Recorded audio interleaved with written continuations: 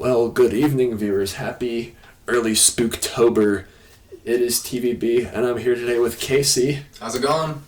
And yeah, this is a video I've been wanting to make for a little more than a month now, but yeah, I remember, if you guys remember me posting my community tab, I wasn't really able to upload videos in August because my laptop died. I had to go and get it fixed. Yeah, the videos I've made, like Mark and I cooking the Horker loaf and my video for Tom and Jerry moments, and like a few other videos I've made within the past month, yeah, my laptop was working just fine for like a month, and then it died on me again, so I said, that's it. I can't keep spending like God knows how many dollars to fix a laptop. It's going to keep dying on me, so I bit the bullet and just got a new one, which is what I'm recording this video on, so... Other videos, like we just saw Venom, Let There Be Carnage. Oh my gosh, such a good movie. Yeah, I mean, I like the first one better. Oh, me too. The end credit scene had me a little Okay, yeah, we're not going to No spoilers or anything. But I'm going to make a separate video talking about that and all the other movies I've seen, within the past, 2-ish months, including The Suicide Squad. I'll make a spoiler talk for that, which, as of now, is my favorite movie of the year. And a few other videos I have coming a long way. But anyway... We just wanted to talk about the Hella Mega Tour because we saw Green Day, Weezer, and Fall Out Boy in Commerce City back on August 25th.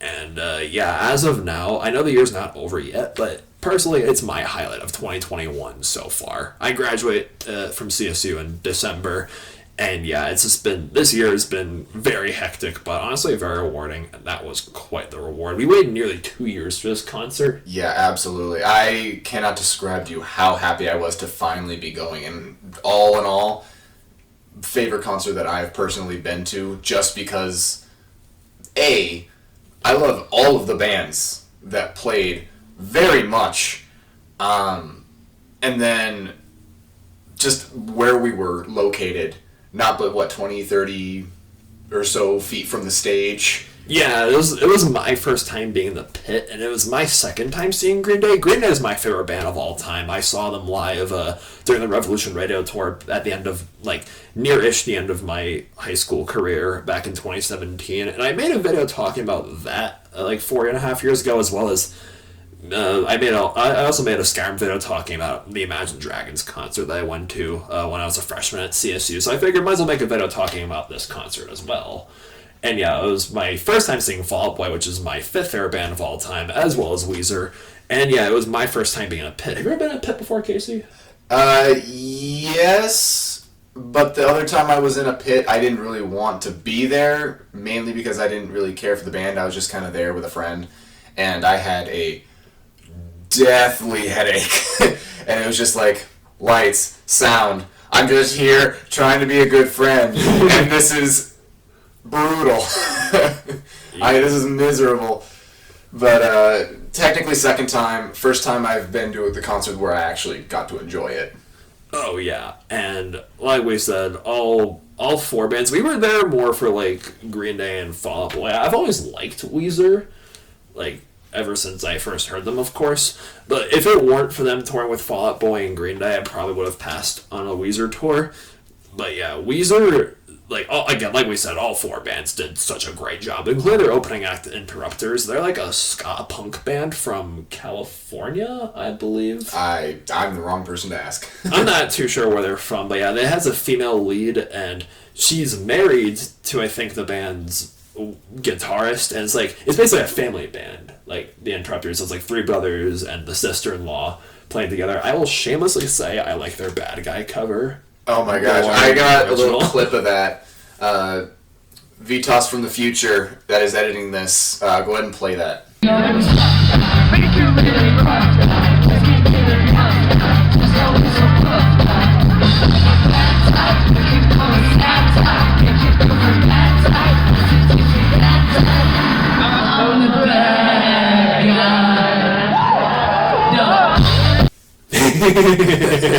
Yeah, and their song "She's Kerosene." If you look up the Interrupters on YouTube, that's the first music video of theirs that comes up. Yeah, they tore that house down before Weezer even came onto the stage. That's true. And you mentioned She's Kerosene. That's one that's really large on the radio right now. As a guy with only a radio in my car that can't actually play any Bluetooth or aux. I listen to the radio, and I shamelessly have that song memorized within an inch of its life by now. Really? It's like it's gotten that much recognition since they toured? Oh, absolutely. Well, not even since they toured. I think it was just that popular even before they went on the Hell Mega Tour. Whether or not it was popular before COVID, when it was supposed to happen, versus when it actually happened, I'm not entirely sure. But all I know is it's pretty big. Yeah, and I think each band did a cover, at least one cover song. Yeah, I mean, Weezer is pretty known for, like, covering a handful of songs over years. Like, they played their Africa cover. Yeah, that's what it was. That's not right. really a fan of that cover. I mean, I'm kind of like an old school music snob, so it's like whenever I hear covers of, like, classic songs from the 80s and 70s, I'm a little, like, hesitant about them at first. But you know what? It was a welcome addition. I get kind of hyped. It's like, yeah, a song that I know that I like, that you're playing in front of me, that is a band that is really cool. Even though it's... Granted, you can like a cover more and still like... Or you can like the original song more and still like the cover. For example, I have two of the same song consecutively on my playlist. Gorillaz, it's a Gorillaz song, and it goes from the main original song, for some reason the name of the song is escaping me, to a cover, a metal cover of it. Really? Yeah, and I love them both equally. But for completely different reasons. Oh, yeah, of course. It's like The Sound of Silence by Simon & Garfunkel. Oh my god, there's so many covers. And then Disturbed's cover of Sound of Silence is like the cover Slipknot. Slipknot's cover is great too. Really? Of Sound of Silence? Yeah. Oh, wow. A lot of bands. I think it's Slipknot. Yeah, if it's not Slipknot, I will admit that I'm wrong. Let's just say that Disturbed's cover of Sound of Silence is like the cover to end all covers. That is a good one. But yeah, Green Day also did a cover of Rock and Roll All Night. Oh my god, which was pretty fun. I also got another clip of that one. Yeah, and someone dressed up as Gene Simmons.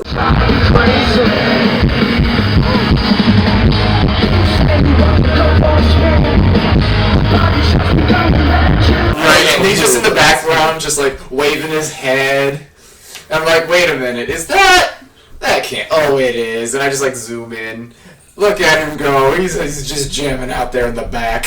Yeah, and Weezer opened their show with Hero, which is off their last album, Van Weezer. Mm-hmm. Here's the weird thing. From what I noticed, from the songs I remember all three bands playing, Weezer was the only band to play like songs from their last album, Van Weezer. They played that and End of the Game.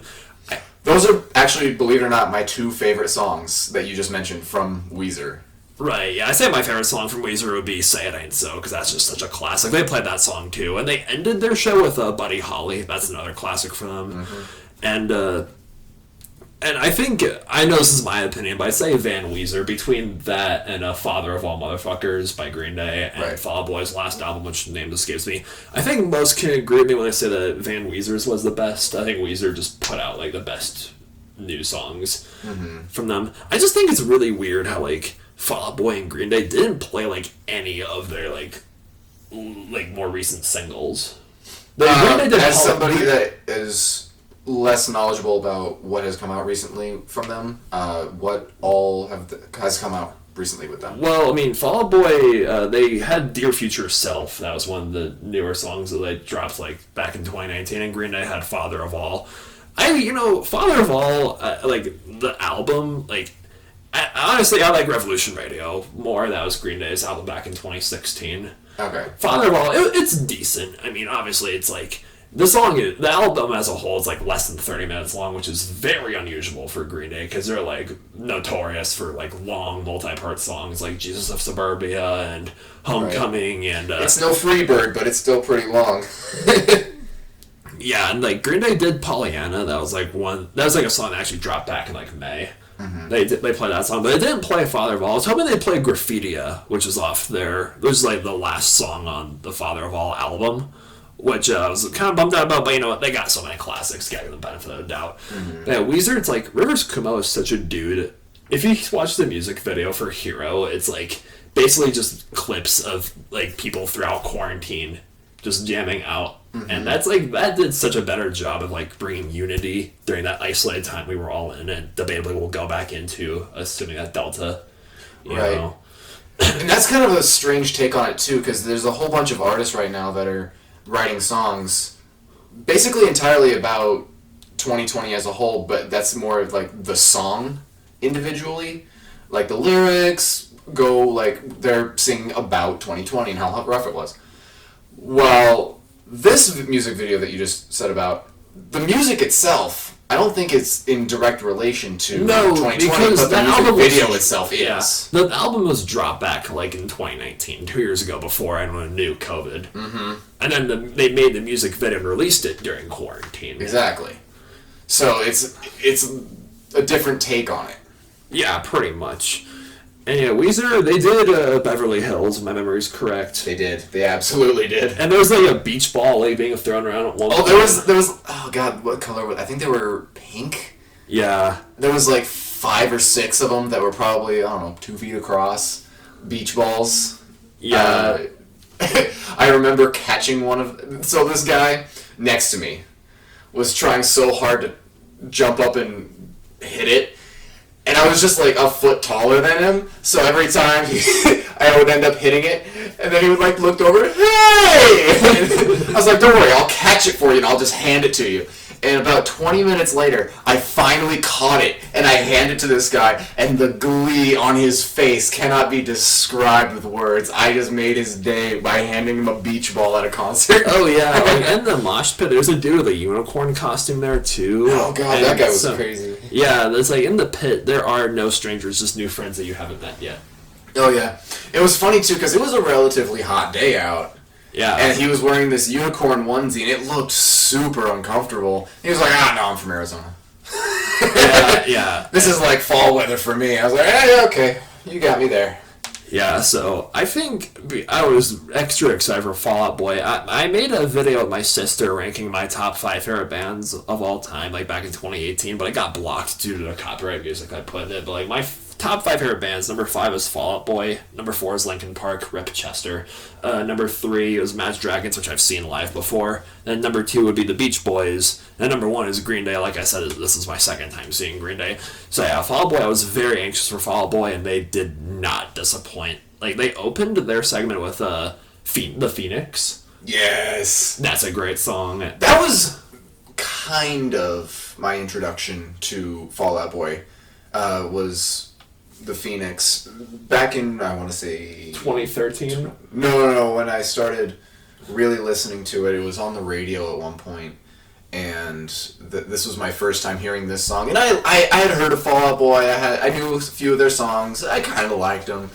But when I heard the Phoenix, that's when I really started to become a fan of Fall Out Boy, because it was still their sound. It was just more me, of what my personal likes are. Yeah, absolutely. And from then on, I was just like, I love this band, and I just kept going through, and I downloaded a whole bunch of their music. And then when I heard that they were going to be with the other 2 bands on Hell Mega, I was like, oh my god, this is just too perfect. 3 bands. Yes. All great. Yes. And then after that, they played Sugar We're Going Down, which is One of my biggest songs right now. One of my favorite songs of all time. That song was dropped way back in 2005, and I remember that song being like such a bop when I was a kid, and it's just as much bop today as it was like 16 years ago. And we all had such a great time. They did Centuries, they did Uma Thurman, they did Irresistible. It was kind of weird watching them play Irresistible without Demi Lovato or any like female backing vocals. Right. What song was it that they played that the piano was on fire? Oh shoot! Oh crap! I have a video of it. Future Vitas, that is editing. Go ahead and play that.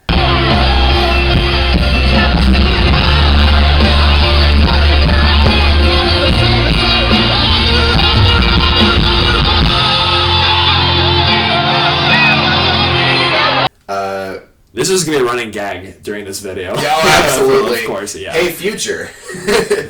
But no, so what they Dear did... future self. I'm drunk on cheap whiskey at an airport hotel. No, I have a video of it, but they have this grand piano, and it's just on fire. And he's just playing it, and it was probably on fire for a solid 10, 15 minutes. Well, it was definitely special effects. Well, it was special effects, but it was real fire. Yeah. Like, the piano itself was not on fire, but the fire was coming off of the above part of the piano. And he was right there next to the fire. So, it was really cool.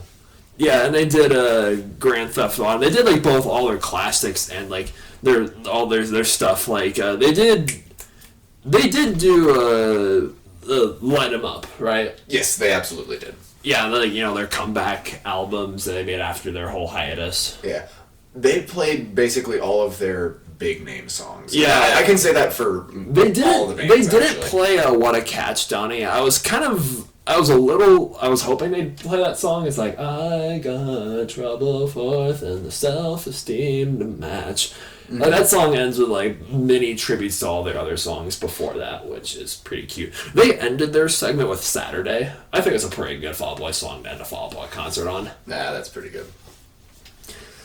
And then, oh boy, are we gonna get into the Green Day side of things now? Yes. And like Piece of Resistance. Because I think people were there mostly for Green Day. Oh, absolutely. The longer the concert went on, the more people showed up, the more energy there was. Like, you start with the Interrupters. Like, yeah, there was people, but it wasn't super crowded yet. Not tons of energy, but people were having a good time. It wasn't low energy, but it wasn't high energy. Then you get to Weezer, like, people are starting to jam out a little bit. Then you get to Fall Out Boy, people are going... not necessarily going crazy, but they're really having a good time. They're more than Weezer. And then you get to Green Day, and people are just freaking the hell out, and I loved it. See, I don't get why. I get it. Like, I'll admit, like, I was never like a diehard Weezer fan, but I still wanted to see Weezer because we absolutely freaking ticket, absolutely get your money's worth, and see all three bands. I feel like that's a pretty obvious thing that's happening, though, is because they chose the order that the bands played intentionally. Oh yeah. Like, the more popular you are, the later you are in the show. Yeah, of course. I get that completely. How sick would it have been if there was like an encore with like all three bands like coming on stage together? And imagine like all three bands like playing like Good Riddance.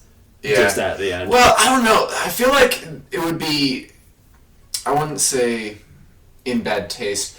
I feel like it would be more proper that they would do a cover of something instead of picking one of the three bands, because at that point it would be like, all right, who gets to be the lucky band that everybody plays their song? Like, it's everybody's thing, so I think it would make sense that they would do a cover of something. But that's still really cool. Yeah, I one of the members of Fall Out Boy came down with Corona, unfortunately, so they had to cancel their end of their shows in New York and Boston. So as an apology, Rivers Cuomo of Weezer got his acoustic and played Sugar We're Going Down for the Fall Out Boy fans in the crowd that night. Right. I would have been so like distraught if that happened, if he hadn't have recovered by the time that came out to Colorado. Yeah, no, I'm very glad that they got well quick. Not just because it would... because of like them. Not because we were gonna go see them and it would have made us sad, but because like I want them to be all right. Yeah, absolutely. Like, they're human beings. They're not gods that. Yeah. Yeah, it's like, and Green Day opened their concert with American Idiot. Then they played A Holiday, two of like my all-time favorite. American Idiot's my favorite album of all time, so that's like... It's the iconic one. Yeah, the extra iconic one. Then they did Know Your Enemy, which is really weird because they almost always start their concerts with Know Your Enemy, but this time they played it third on their lineup instead of first. Interesting choice. Right. I mean, not that I'm complaining. I mean, they're all like really classic songs. But it was just weird that they played it. Like, this is another reason why I was really happy to see them. They did songs this time they didn't play last time. They didn't play Welcome to Paradise the first time I saw them, but they did this time. Oh, God, that's one of my favorites. Yeah. Welcome to Paradise, American Idiot is a good one. God, not the second I need to think of the names, I can't think of them. Well, they did all 5 Dookie singles. So it's like She, Basket Case, When I Come Around, and Longview. I remember the first time they played it, they called some random guy into the crowd because Billy Joe pretended that he forgot the lyrics. He's like, "Oh my god, I forgot the words to Longview. Someone go in the crowd and sing Longview for me." So there's a random guy came on the stage. They did pull a kid from the crowd to play guitar with them. Yeah, no, he was just looking around, and everybody knew what was going on. He was like pointing at a couple people, asked them a couple questions. They finally settled on this one kid, and he was like, "How about you? You play guitar? You do? How old are you? 17? You sure you can play guitar? All right, get the up here." Oh yeah, and they it's funny because for years I've had very vivid dreams of shaking hands with Billy Joe Armstrong. Oh my god. And I kind of regret not like bringing a poster to the concert with my handwriting and be like, "Billy Joe, may I please shake your hand?" That would have been the unfortunate thing is they were taking COVID real seriously. Like the kid that they called up on stage, even though they weren't even close to where Green Day was, he still had to wear his mask while he was on stage just so that the band didn't get COVID. Yeah, it was weird that they didn't like, because I know other concerts are like making people show like proof of vaccination or like a recent COVID test. They didn't do that at all with this, like the Dick's Sporting Goods Center. Yeah, Did they say that you were supposed to, and then just didn't check when you came in? I don't think so. They didn't like ask us to wear masks when we checked into security. Yeah, I mean, we were outside. It was an outside arena. Yeah, exactly. But yeah, Green Day, they did all 5 American Idiot singles as well, and they didn't do Twirling Guns the first time I saw them, but they did this time. That is my favorite song of all time.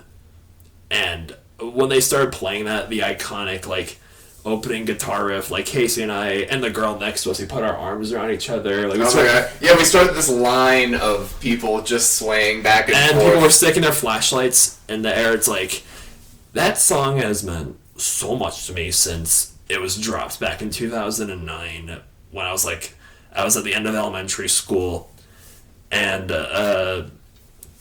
I felt happy tears. I feel kind of choked up talking about it now, honestly. I felt happy tears trying to escape from the corners of my eyes. But I had a few beers during the Weezer and Fall Out Boy show that I think I was too dehydrated to do so. Gotcha. Yeah, it's like, I had a few beers during that show, but I didn't want to drink during Green Day's segment, because first of all, concert drinks are insultingly overpriced. Oh my god, I got one beer, it was $15. Yes. And that we had class the next day, so we had to drive home afterwards. And second, Billy Joe Armstrong sobered up after this whole meltdown, the iHeartRadio Festival back in 2012. He went to rehab after this whole rant about them cutting their show short for Usher. He sobered up after that, and he kicked his addictions. And the song "Still Breathing's" not completely about his battle with substance abuse, but it was inspired. Right. For that. So out of respect for Billy Joe's sobriety, I chose not to drink when Green Day came on stage. And I think I'll do the same for future bands I go to see if their band member conquered their past addictions. Out of respect for their right battles, I'll not drink during their fair enough segments. I mean, even though Billy Joe said that he doesn't mind when his bandmates drink around him. So I read an article about that somewhere, but yeah, I just didn't feel like drinking, and it's sometimes concerts I just want to live in the moment as much as I can. Right. And yeah, they played Minority right after Twirling Guns, and they did Wake Up When September Ends, which is, I was really happy they played that song because I know it's a hard song for Billy Joe to play live because it's about his father who died when he was only 10. And I hear that when they played in Wisconsin, they played in Milwaukee on September 1st. I read somewhere in a YouTube comment section that they changed words 7 years have gone so fast to 40 years have gone so fast. Yeah. Making the whole crowd cry right there. Yeah, probably. And it's And everyone thought that when that song was released that it was about 9/11 because of like American Idiots, like reoccurring theme of like American life in a post 9/11 world. When I was a kid, I thought that song was about school, being the school kid I was, because September all the schools start again. I thought that song was like just a middle finger to the education system, being the little kid that I was. But no, it's actually written on a much more personal level. Yeah, that is another one of my favorite songs that I was trying to think of the name of the song. From Green Day, that is one of my favorites, and honestly, good on him for being able to do it, though. Honestly, if I were in that situation, I don't think I could. Oh yeah, like, you know, personal songs like that. And yeah, it's like, I feel like they didn't want to play their like newer songs because it was, you know, like those three bands, because it wasn't that kind of concert. Yeah, exactly. It wasn't like a promotional like tour for their like later. Yeah, it was just songs. We're gonna have some big bands get together. We're gonna go on a tour, and everybody's gonna play the songs that everybody already knows and likes. Yeah, exactly. And you know, I don't begrudge them for doing so. It would have been nice to like some of their lesser known songs play, but they did pick out some of them. Like they played, like I said, Green Day played Pollyanna, which they released back in May. Yeah, they did a little bit. It was mostly the songs that everybody knows, and then they just picked a few songs out of their new stuff. Yeah, and is there anything else you want to say about the concert as a whole before I go into how it ended?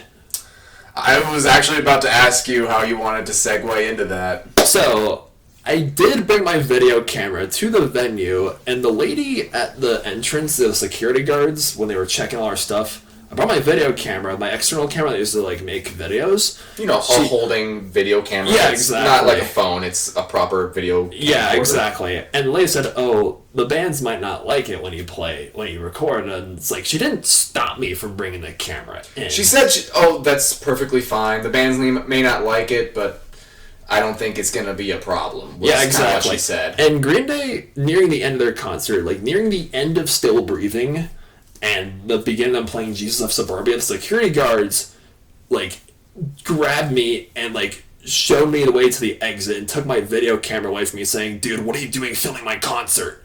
And, like, made me delete all the footage. I didn't even film, like, the entire concert like some people do. I was filming just, like, a few songs, like, sporadically throughout the night. And then they said, like, "Oh, you can't film that here." This is... Okay, I regret bringing my video camera to the concert now. I mean... Hindsight, 2020. Like, I looked... even the night before the concert, I looked at their list of forbidden items that you can't bring to the event. They list off, like, guns, external drinks, weapons, right, etc. I do not recall them listing off, like, external video cameras. Right. And they still shoot me out of the venue, which is really stupid, because if you're filming at the concert... Most people were filming on their cell phones. Oh, everybody was recording on their cell phones. So it's like, if it's going up on YouTube, what's the difference if it's a regular camera or a cell phone camera? It's fancy. Yeah, exactly. So, I remember seeing like a list of Facebook things like, "Oh, give yourself a point for any of this that happened to you." So I guess I can check off "kicked out of a concert venue" on my list. So can I. Yeah. I mean, to be fair though, I am glad that they waited until basically the very end of the concert to actually say anything about it. I feel like it was just bad timing. I pulled out my camera when they started playing Waking Up When September Ends. Right. I guess I did get a little bit of that song. 7 years has gone so fast. Wake me up when September ends. Here comes the rain again, falling from the skies. It just overall, it's just the security. I just don't get it. Like, if you guys didn't want people filming the concert, why even let me bring my camera in the venue in the first place? Yeah, and plus, it's no different than a cell phone. Yeah, exactly. Let's just say, all in all, I don't want this video to turn into a rant, but let's just say we left the venue and I felt like Axl Rose in this infamous Guns N' Roses moment. Well, thanks to the lame-ass security, I'm going home. Going to do my best to block that part of my memory, because we waited outside the venue. They finished out Jesus of Suburbia. That song is like one of the songs that defined my transition to like Colorado when I graduated high school, leaving like my old life in New Jersey for my new one here at CSU. That, like, Jesus of Suburbia is, like, 9 minutes and 8 seconds. Jeez, that song goes by... Like, those 9 minutes go by so fast every time I listen to it. Yeah. I remember standing outside the stadium once we got kicked out and just seeing the fireworks going off, and you can kind of hear what song they're playing. I think they were probably playing... They played Jesus of Suburbia, then they played Good Riddance. Good Riddance. I think that's what they were playing, and I was like, oh... That was a really big fireworks. I wonder how they look from right there. Yeah, and it's like, okay, they're playing Good Riddance. Green Day concert's over. Let's get out of here. Good Riddance. Guess we'll leave them. A lot of people don't know this. Good Riddance is actually a breakup song. Mm-hmm. It's not meant to be like the most cliche graduation song ever. That was not like Green Day's intention when they wrote it. But now that Billy Joel. But here we are. Yeah, but like I said, I'm gonna like. Jesus of Suburbia defined my transition to Colorado, like, way back in 2017. While I say Afterlife by Avenged Sevenfold was a song that defined my transition back to Colorado after leaving fall of 2019 and coming back, like, before COVID started. Yeah, so hopefully I can sing Afterlife at karaoke night at some point and film myself doing so for you guys. But yeah, all in all, like I said, I'm going to do my best to block the lame-ass security out of my head. Because the concert, again, was an easy favorite. At least the cop was nice, though.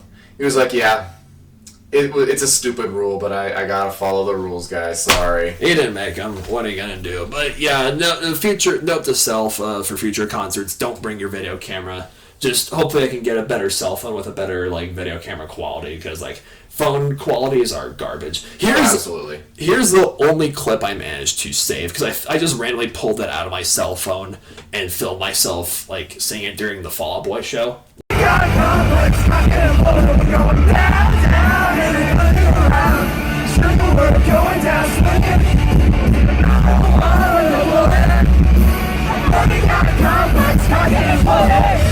Fuck you, two-party system! Yeah! You sent that to me, and I'm just, like, watching. I was like, oh, hey, he did get something. I'm just, like, watching this, and I'm in the background, like, oh, hey, look, I'm having a great time over there. Like I said, that was after a few beers. I had a half of one, and I'm not a lightweight, so that was just me sober. Yeah, okay, well, thanks a lot for watching. Casey, thank you so much for joining us. Yeah, no, thanks for having me. If you saw the Hell Mega Tour, like, maybe not in Colorado, but wherever you guys were at, let us know how the bands played in the comments down below, or, like, whatever other concerts that you've been to within the past, like, not year, obviously, but within the past few months now that COVID regulations have been lifted and might be put back in place. Fingers crossed not because of Delta. Or your story about how you got kicked out of a concert. Yeah. This one chick came into the dog daycare I work at earlier today, and she was wearing a Machine Gun Kelly shirt, and I was like, oh, nice shirt. She's like, thank you. Are you going to see his show in Red Rocks? And I was like, I already spent all my money at a Green Day concert. I keep telling people that. It's like, oh, this show. I wanted to go to that 21 Pilots show that happened a few nights back. I'd love to go to Knotfest and see Slipknot with Trivium and Lamb of God, but of course, not. Haha. But yeah. And it's like Machine Gun Kelly's whole feud with Slipknot. They said, I'm calling it now. He's gonna change genres again from rock, like first rap to rock, and then rock after being like toasted by Corey Taylor. Now he's gonna go country, and now he's gonna be Machine Gun Cletus. He's moving and changing his name. Yes. Okay. Thank you all so much for watching, and don't forget to subscribe.